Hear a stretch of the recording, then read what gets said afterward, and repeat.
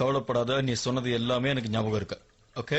அப்புறம் அது இதுன்னு என்கிட்ட கதை சொல்லக்கூடாது. போன தடவை கூட 2 மணி நேரத்துக்கு அப்புறம் தான் போன் பண்ணீங்க.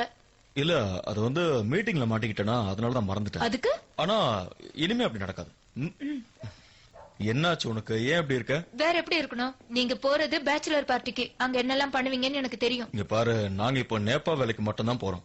நீ நினைக்கிற மாதிரி நிச்சயமா எதுவுமே இருக்காது. மோப்பம் பிடிச்சு கண்டுபிடிக்கதான் ஃபில்லுன்னு ஒருத்தவங்க கூட வரானே, அப்புறம் என்ன?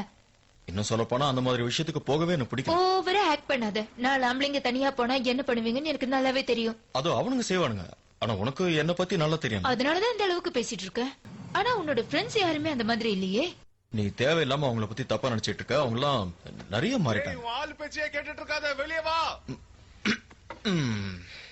டாக்டர், மண்டை ஆட்டினது போதும், கிளம்பலாம் வா. ஓ, அப்ப நான் கிளம்புறேன். இவனுக்கு ஃப்ரெண்ட்ஷிப்பை விட்டாதான் நீ உருப்படுவ.